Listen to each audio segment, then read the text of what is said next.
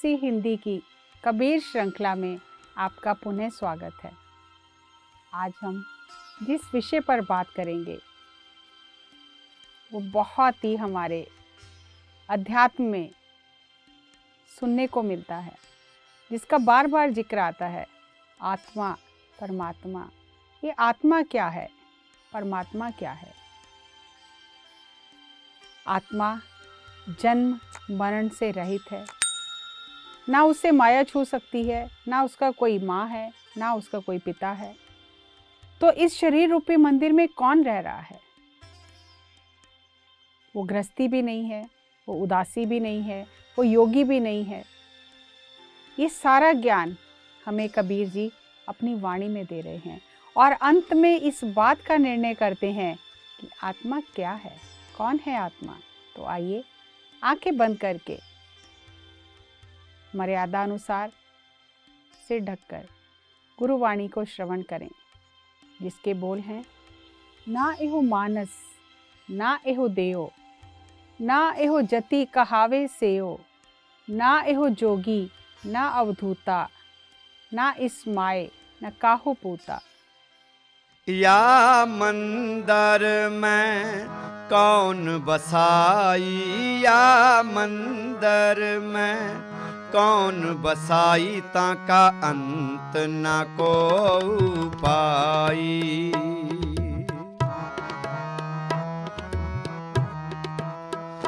ताका अंत न को पाई।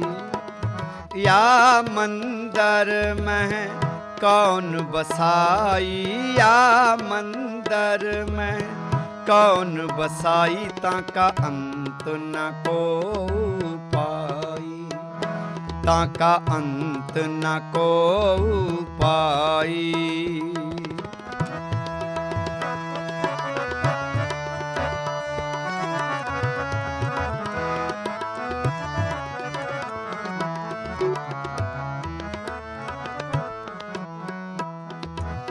ना एह मानस ना एह देओ, ना एह जति कहावै सेओ।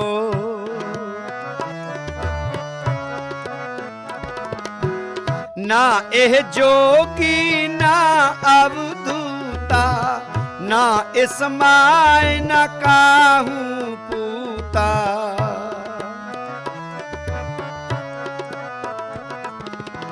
ना एह जोगी ना अवधूता, ना इस माय न काहू पूता। या मंदर में कौन बसाई, या मंदर में कौन बसाई, ताका अंत न को पाई। ताका अंत न को पाई।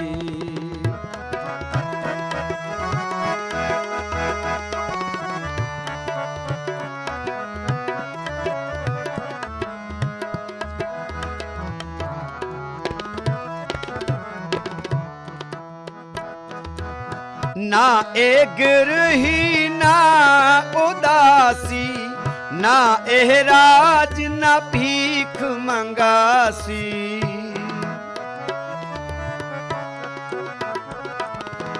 ना इस पिंड नरक तू राती, ना एह ब्राह्मण ना ए खाती।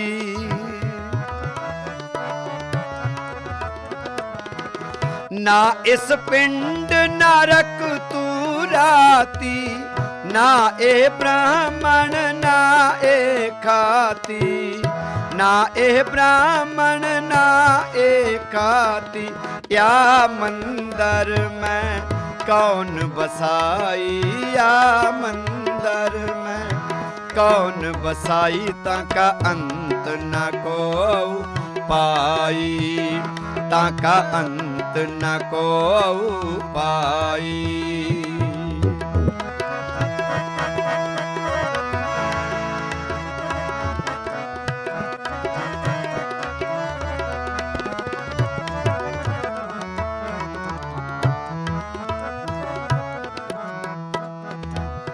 ना एह तपा कहावे सेख,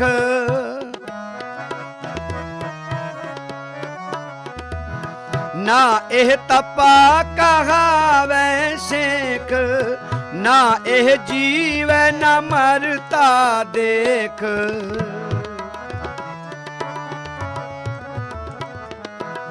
इस मरते को जे को रोवे,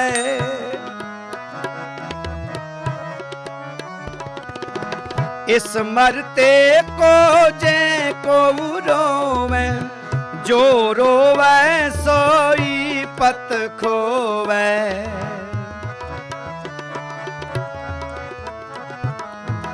जो रोवे सोई पत खोवे, या मंदर में कौन बसाई, या मंदर में कौन बसाई। ताका अंत न को पाई, ताका अंत न को पाई।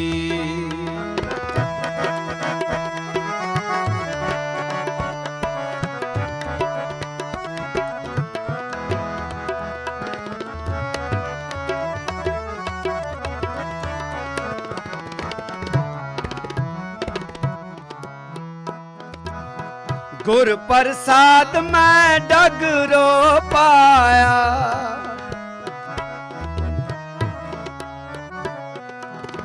गुर प्रसाद मैं डगरो पाया।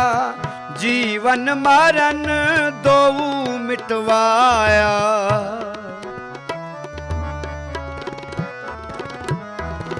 जीवन मरण दो मिटवाया।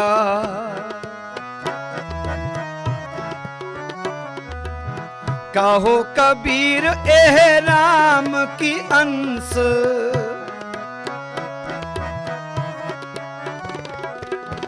कहो कबीर एह राम की अंश। जस का गद पर मिटै न मंस,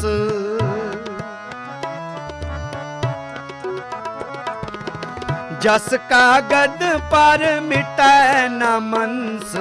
या मंदर में कौन बसाई, या मंदर में कौन बसाई। ताका अंत न को पाई, ताका अंत न को पाई। या मंदर में कौन बसाई, या मंदर में कौन बसाई। ताका अंत न को पाई, ताका अंत न को पाई, ताका अंत न को पाई, ताका अंत न को पाई।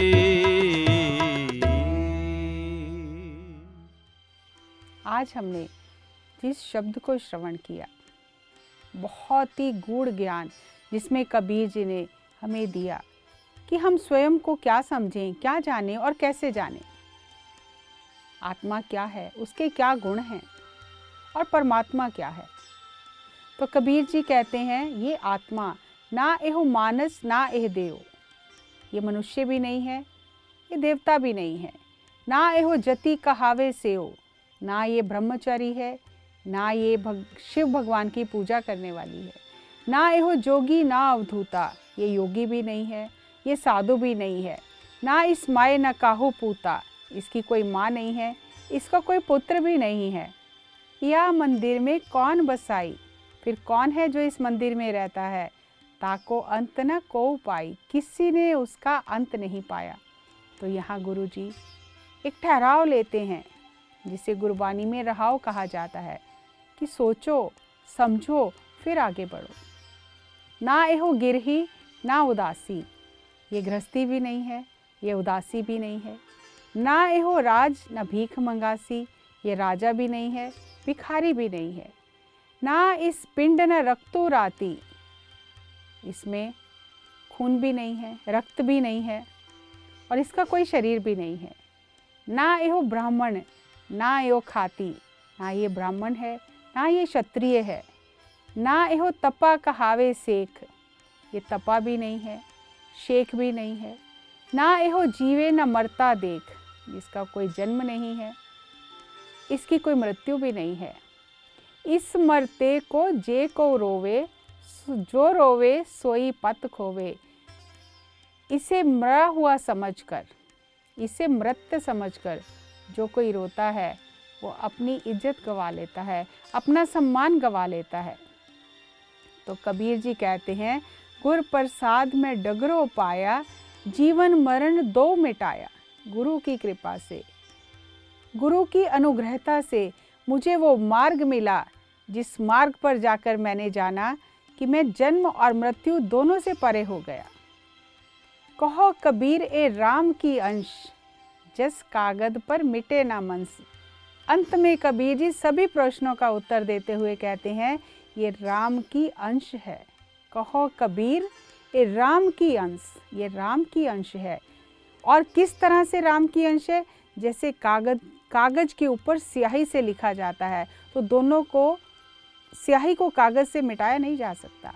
कहे कबीर ए राम की अंश, जस कागज पर मिटे ना मंस। जिस तरह से कागज के ऊपर से स्याही को नहीं मिटाया जा सकता, उस तरह से परमात्मा और आत्मा को अलग नहीं किया जा सकता। ये राम की अंश है और इसमें वो सभी गुण हैं राम के।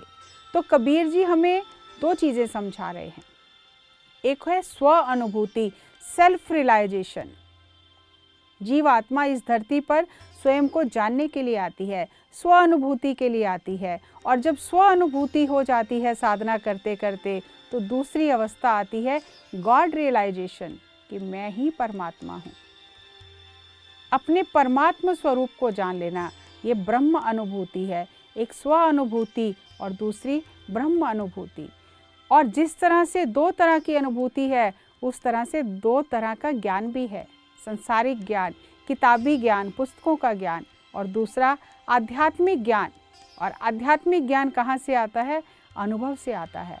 और ये दो तरह का ज्ञान कैसे हमें मिलता है? क्योंकि दो तरह का ही हमारा मन है। एक मन जो गुरु के कहे के अनुसार चलता है, जिसे वाणी में, गुरुवाणी में गुरुमुख कहा गया है। और एक मन जो अपनी मर्जी अनुसार चलता है, संसार में दौड़ता है, जिसे मनमुख कहा गया है। जिसका मुख गुरु की ओर है वो गुरुमुख है, और जिसका मुख अपने मन की ओर है वो मनमुख है। और जब हम इस मन को साधने के लिए साधना करने बैठते हैं, तो ये और तेजी से दौड़ता है। एक उदाहरण से समझते हैं। कोई व्यक्ति भाग रहा है, हम उसे पकड़ने के लिए जब उसके पीछे दौड़ते हैं, तो वो अपने आप को बचाने के लिए और तेजी से दौड़ता है। इसी तरह जब हम इस विचारों से भरे हुए मन को पकड़ने की कोशिश करते हैं, तो वो कहाँ कहाँ से और विचार लेके आ जाता है। ऐसी बातें याद कराता है जो कभी हमने सोची भी नहीं होती, और ध्यान में बैठते ही वो बातें याद आने लगती हैं। तो कबीर जी कहते हैं कि अगर हमें इस मन को पकड़ना है, तो इसके पीछे दौड़ना नहीं है, बैठ जाना है। और जब बैठेंगे तो धीरे धीरे, जब इसके पीछे भागेंगे नहीं, दौड़ेंगे नहीं, जब साक्षी भाव से विचारों को देखते रहेंगे, तो निरंतर अभ्यास करने से धीरे धीरे मन वापस आना शुरू हो जाएगा। तो इस अवस्था में जब कोई ध्यान करने बैठता है, अपने दौड़ते हुए संसार में दौड़ते हुए मन को वापस अपने भीतर अंतर्मुखी करने लगता है, गुरु की ओर करने लगता है, तो अभ्यास करने से धीरे धीरे मन शांत होने लगता है। पहले उसे बहुत विचार आते हैं, लेकिन अगर हम इस बात से डर जाएंगे कि बहुत विचार आ रहे हैं तो ध्यान का क्या फ़ायदा। नहीं, विचार आ नहीं रहे, विचार जा रहे हैं। तो ज़्यादा समय ध्यान करना है ताकि सब विचार इस घर को खाली कर जाएं, और साक्षी भाव से उन्हें देखना है।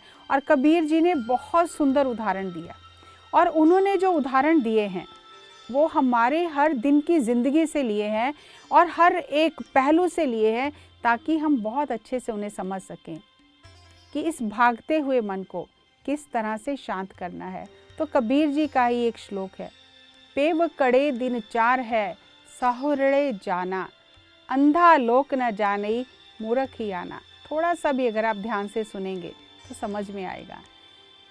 कबीर जी हमें प्रतिदिन के जीवन से एक बहुत सुंदर उदाहरण देकर समझाते हैं कि जैसे एक लड़की अपने मायके रहती है, फिर उसे ससुराल जाना है। लेकिन मायके में उसने जो सीखा है वही ससुराल में जाके करना है। तो कबीर जी कहते हैं, पेव कड़े दिन चार है साहुरड़े जाना, अंधा लोक ना जानई मूर्ख ही आना। आत्मा रूपी वधू ससुराल जाएगी, मायका तो उसे छोड़ना ही है, लेकिन अंधे ना समझ अज्ञानी लोग ये जानते नहीं हैं कि कबीर जी कहते हैं, क्यों सादी पोशाक पहनकर दुल्हन अपने मायके घर में घूम रही है। उसे ले जाने के लिए तो मेहमान और पति आ पहुंचे हैं, वो तो अभी तैयार ही नहीं हुई है, तो कैसे जाएगी ससुराल। तो कबीर जी कहते हैं कि यहाँ इस शब्द में जो उन्होंने कहा कि सांसों की जो डोरी जो दिखाई देने वाले संसार में इस आत्मा ने उतारी है, संसार रूपी कुएं में जो सांसों की डोरी के साथ ही आत्मा उतरी है और शरीर रूपी घड़े में प्रवेश किया है, और इस डोरी का जब समय आ जाएगा टूटने का, तो ये शरीर कर्म रूपी जल लेकर इस घड़े को भरकर चला जाएगा, मायके चली जाएगी आत्मा। लेकिन अगर अचेत है आत्मा, उसने जाना ही नहीं कि ये जो डोरी टूटने से पहले मुझे करना क्या है, तो फिर वो नकारात्मक कर्म इकट्ठे करके इस घड़े को भरकर ले जाएगी और फिर बार बार जन्म लेना पड़ेगा। जब तक गुरु से दया प्रेम करुणा का सबक नहीं सीखती है, जब तक गुरु की कृपा नहीं होती है, तब तक जीव बंधन मुक्त कर्मों से मुक्त नहीं होता।